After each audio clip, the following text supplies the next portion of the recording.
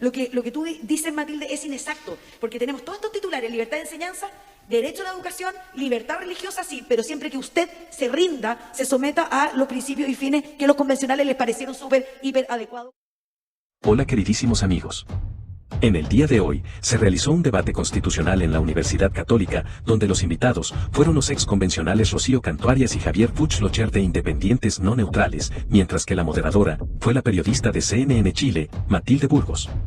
El tema central del debate era el derecho a la libertad de religión y creencias en el marco del Estado laico que se consagra en la propuesta de constitución.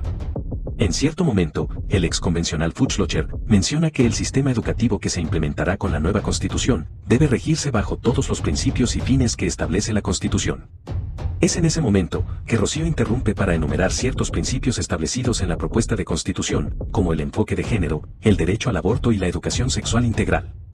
Luego, Rocío Canto Arias comenta que la Comisión de Armonización sobrepasó sus facultades al cambiar una norma de la Constitución sin haber sido sometido al voto por el Pleno, la que estableció que los límites por los que se regía el derecho a la creencia era la Constitución y las leyes, y no solo la Constitución como había quedado establecido en el Pleno. Es por esto que Rocío, claramente sacada de lugar, confirma que en el futuro, el derecho a las creencias podría ser mancillado por algún político de turno, ya que no se resguardó completamente este derecho en la propuesta de Constitución. Es ahí cuando Matilde Burgos le pregunta si acaso ella cree que eso pasará en el futuro, por lo que Rocío le contesta que da lo mismo lo que ella crea, sino que lo que realmente importaba era resguardar completamente el derecho a la libertad de creencias en la propuesta de Constitución. Veamos el extracto para luego comentarlo. Todos los que se rigen, digamos, bajo el Sistema Nacional de Educación que se propone, tienen que someterse a los fines y principios. Como el enfoque de género, el aborto, la educación sexual integral, los derechos humanos, la no discriminación, o sea, mencionemos, hay otros fines y principios también, Rocío. No estoy mencionando los que pueden traer problemas, yo estoy mencionando los que pueden traer problemas en una organización espiritual o religiosa que quiere proveer enseñanza. Por eso nombro estos. Cuando se aprueba el Estado laico por el Pleno, se cambia en armonización. La Comisión de Armonización no tenía facultades para ello. Se cambia y se le agrega como límite la ley. Fíjese, o sea, el político de turno va a poder limitar el ejercicio de manifestar alguna creencia.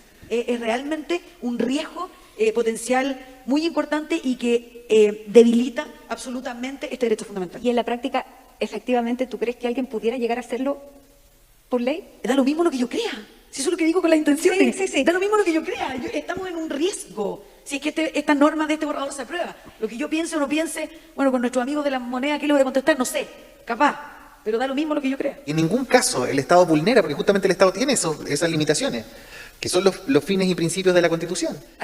Vamos con esta otra pregunta, porque son hay un error en lo que dice Javier respecto a que los derechos, deberes y principios limitan al Estado. No. En el número 4 del artículo 67 y en tantas otras materias, como en educación, por ejemplo, lo que hace el borrador es limitar a las agrupaciones u organizaciones espirituales y religiosas, no al Estado. A las organizaciones espirituales y religiosas son las que se les ponen este deber normativo de respetar los principios de los convencionales, o que los convencionales creyeron que eran perfectos. Pero el borrador también da garantías de libertad de conciencia, de expresión. Sí, pues. ¿Ya? ¿Y? Por lo tanto, nadie me va a obligar a una educación no sexista, nadie me va a obligar al aborto. Claro que sí. La educación, a ver, perdón, vamos si quieren al artículo 35 y siguientes, que son las materias de educación, pero toda la comunidad educativa, todos los actores en torno a la educación, en libertad de cátedra, o sea, profesores, en los padres y familias que quieren desarrollar algún proyecto educativo, las universidades, los centros de formación técnica, los institutos profesionales, todos tienen que someterse a los fines y principios que los convencionales creyeron eran los adecuados.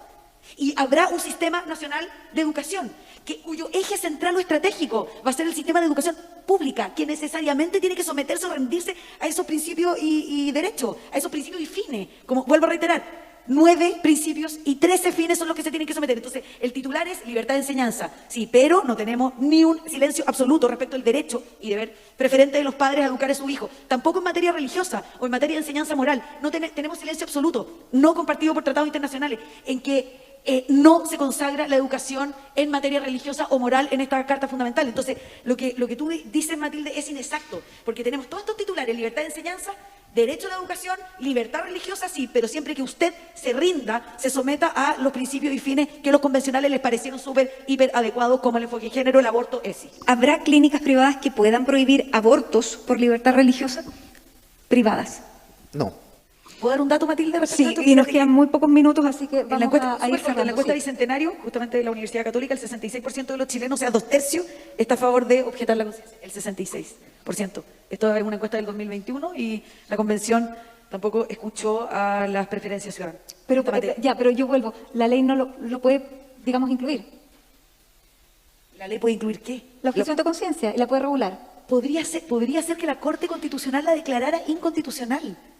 Porque existe un derecho que establece la interrupción, o sea, no lo estoy leyendo, pero casi textual, me voy a equivocar una palabra.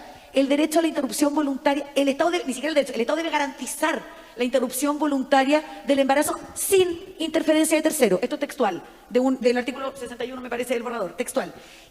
Primera escena. Segunda escena, se rechazan todas las propuestas nuestras respecto de consagrar expresamente la objeción de conciencia individual e institucional.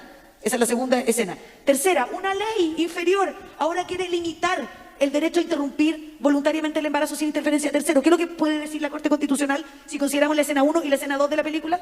Pero también Eso podemos dice- considerar la escena dice- 3, que también constitucionalmente yo tengo derecho a tener mis propias libertades de pensamiento, de conciencia, y yo, si no quiero, no voy a hacer el Resto. aborto, y constitucionalmente mi derecho también está resguardado, ¿o Por no? supuesto que hay que ponderar los derechos, Matilde, pero se te olvida una parte respecto de la libertad de conciencia, que es respetar, libertad de conciencia, respetando los derechos, deberes y principios que esta Constitución establece. Entonces, hay que leerlo.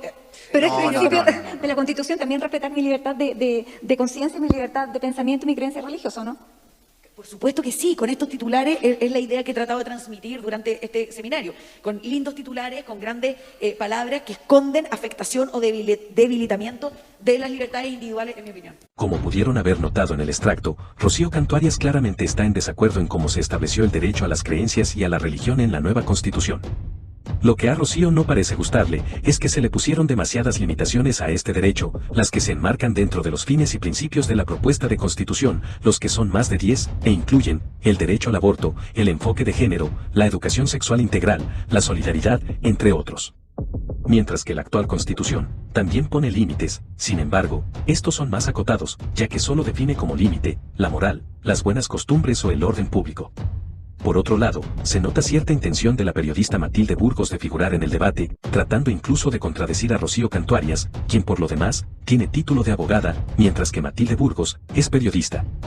Al parecer, Matilde Burgos no entiende cómo interpretar la Constitución en su forma integral, ya que todo se encuentra sujeto a los principios y fines que se establecen en el texto, y por lo tanto, cualquier proyecto de vida que contravenga algún principio o fin de la propuesta de Constitución sería declarado inconstitucional en el futuro.